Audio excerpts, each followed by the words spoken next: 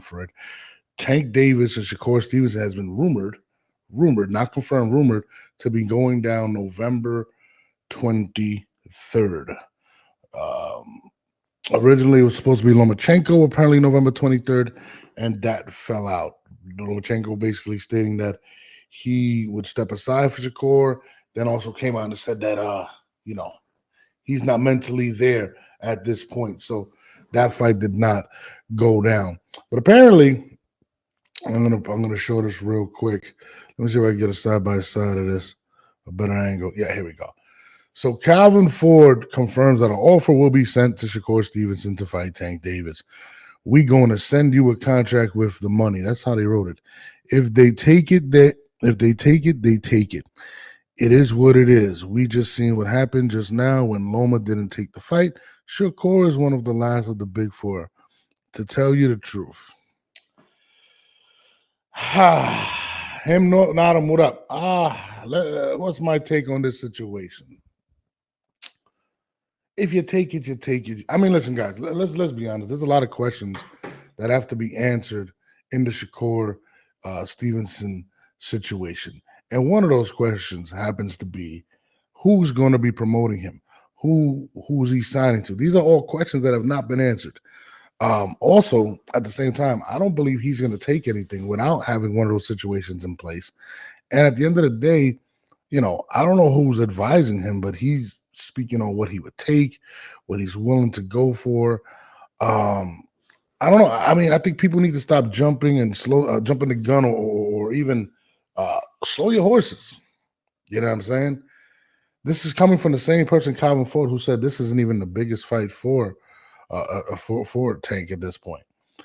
So to me, I feel like it's a lot of cap right now. Until I see Shakur sign or get a situation, or I don't know what it is.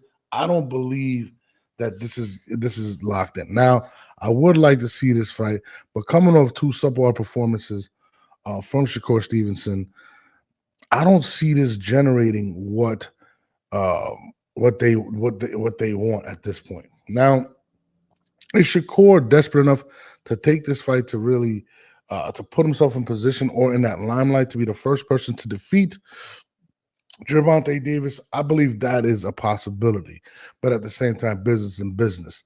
And we've seen him turn down Devin Haney's offer when they fought, when he could have took his spot. But again, Devin Haney is not Gervonta Davis. So do we believe this at this point? Do we want to see this fight in November?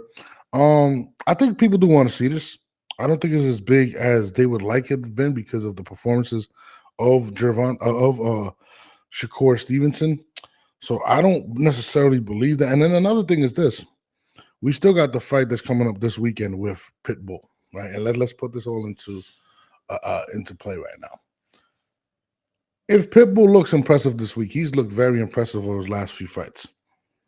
It would not be more appealing to see a Pitbull rematch than a Shakur Stevenson. I think that's a question you have to pose in this situation. Is that a more appealing fight for a Tank Davis fight? Because again, this man is coming off some very suspect performances over the last two. Now, and a lot of people have this thing in their head that Shakur is going to run and it's not going to be a good fight. Even Tank Davis just came out and said these same things. So to me, I think people need to not jump the gun in this situation simply because we don't really know if if this is an actual thing. We've heard rumors before about fights happening. How many times? And again, like my buddy Gerald just told me over the phone, how many times did we see Errol Spence and Bud Crawford booked before it actually got booked? And these are two guys that were winning, and people really wanted to see this fight. Like, this was a way more anticipated fight than a Shakur versus Gervonta. And